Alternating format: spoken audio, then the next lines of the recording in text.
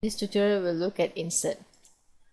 When you click on insert, you can see that you can create a new slide by clicking on new slide.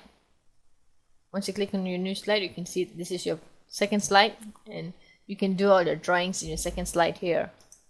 Then you have duplicate slide, in which you can duplicate the slide 2 or slide 1. You can even duplicate it by clicking on insert and click duplicate slide, and you get a duplicated slide.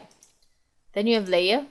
You can choose to name your layer. You can choose the properties, whether you want it visible, printable, or locked. Once you've chosen, just click on OK. You can even insert snap point line. Just choose the X position of how much you need and Y position. Then you can choose whether you want to put it point or vertical or horizon. Just choose whichever one and click on OK. It will apply. Then you have fields. In fields, you can put a date, time, author, page number, file name. Then you have symbols. Then you have formatting mark, in which you can use non-breaking space, non-breaking hyphen, optional hyphen. You can even put a hyperlink. Just click on your hyperlink and then put in the web address of the hyperlink that you want to connect to your Celframe Draw. Then just put the name, the text and the name of your particular hyperlink and click on OK. It will hyperlink it. Next in insert is you can insert picture. You can choose from file or scan. If you're going to scan it, you can choose to select resource or request. Then you can even put in objects. You can even put in objects, in which you can put OLE object, plugin, sound, video, applet, formula. Then you can put spreadsheet, chart, floating a frame, or slides from files. Next you will see is format. You can put default formatting for your Celframe Draw, and then you can change the font. Just choose the type of font that you want to place into your Celframe Draw. Then choose the typeface, where you can choose between regular, it's italic, bold or bold italic, and the size. And you can choose the language. You can put font effects, in which you can choose underline, strike through, font color, relief. You can choose whether you want it to be an outline or a shadow. You can put the position as well, whether you want it superscript, normal, or subscript. Then you have scaling width that you can choose from. Then you have spacing. You can put in spacing, then you can choose the point of your spacing. Once you're done, just click on OK. Then you have paragraph. In paragraph, you can choose the amount of indent and spacing that you want to put for your particular Celframe Draw. You can choose before text how much of points you want to put, after text, the first line, then the spacing above the paragraph, and below the paragraph, and then you have line spacing. You can put single space or 1.5 lines, double, proportional, at least, or leading. Then the alignments, you can choose whether you want left, right, center, or justified. You can choose to put tabs as well. You can choose whether you want to put left, right, center, or decimal, or fill a character. Once you've chosen all these options, just click on OK. Next you have bullets and numbering. In bullets and numbering, you can choose the types of bullets that you want to put into your particular Celframe Draw, the numbering type, the graphics of your bullets, the position you can choose, and also customize. Once you've chosen all your options in your bullets and numbering, click OK. Then you have page setup. When you click on page setup, you can do paper format. You choose the format, width, height, the orientation, whether you want it portrait or landscape, paper tray. Then you can choose the margins on left, right, top, bottom margins, the format. You can even put a background for it. You can put color, gradient, hatching, or bitmap. Once you've chosen your options, click on OK. Next in formatting, you can do change case, where you can change it to uppercase or lowercase. You can position and size. So click on position and size. You can choose the position of your X factor, your Y factor, the width and the height. You can keep the ratio. You can protect position or size. You can even put rotation. You can choose the rotation of your X position, Y position, rotation angle.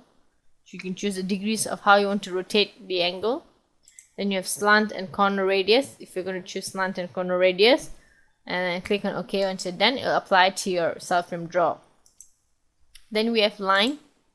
You can choose the type of line that you want to put for your Celframe Draw, whether it's invisible, continuous. As you can see here, there's a lot of options given to you. You can choose the color for your line. Then you can choose the arrow styles, the corner styles. If you're going to put line styles, you can choose the type of line style that you want. Then you can put a dash if it's going to be a dash, the number of lines that you wish to have, the length, the spacing. You can add or you can modify if you have created another kind of line spacing. You can even delete, you can even open, you can even load line styles and even save the line styles that you have. Then you have arrow styles, and the arrow styles you can choose the title of the arrow style that you have. You can even choose the type of arrows that you want. And once you're done, just click on save and click on OK. Then in formatting we have background. In background you have area. In area you can choose whether you want to have color or gradient or hatching or bitmap. Just if you choose the color, you can choose what kind of color you want to fill in into your Celframe Draw. Then you can put shadow for it by clicking on use shadow. Then we can choose whether you want transparency. You can choose between no transparency, transparency and gradient. And you have colors in which you can choose the RGB of the colors. Then if you're going to choose the gradients, you can choose the type of gradients that you want to put in. Then you have hatching. Choose the spacing for your hatching, the angle, the line type, the line color, and the type of hatching that you want to put. And bitmaps, you can choose if you want to put a bitmap for your Celframe Draw. Then once you've chosen, just click on OK. As you can see, it will apply to your particular draw document. Then you have text. In text you can choose whether you want to fit to frame or fit width to text, fit height to text, word wrap text and shape, resize shape to fit text, adjust contour, spacing to borders. You can choose the type of spacing you want for your borders, left, right, top or bottom. The text anchor in the full width. Once you've chosen, you can choose text animation. You can put kind of animation whether you want to scroll through, blink, scroll in. Then if you're going to do that, start inside or text visible when exiting, animation cycle, continuous or delay. You can choose the options. So once you're done, click on OK. Then you have layer. Yes, you can choose the layer name, properties, whether you want visible, printable or locked. Once you've chosen, just click on OK. You also have styles and formatting. As you can see here, your styles and formattings in which you can choose from. Then we have express. In express you can put movies and sounds. As a conclusion, in this particular tutorial you saw how to use insert. And insert you saw how to put new slide, duplicate slide, layer, insert snap, photo line, field, symbol, formatting, mark, hyperlink, pictures, object, spreadsheet, chart, floating frame, slides from files.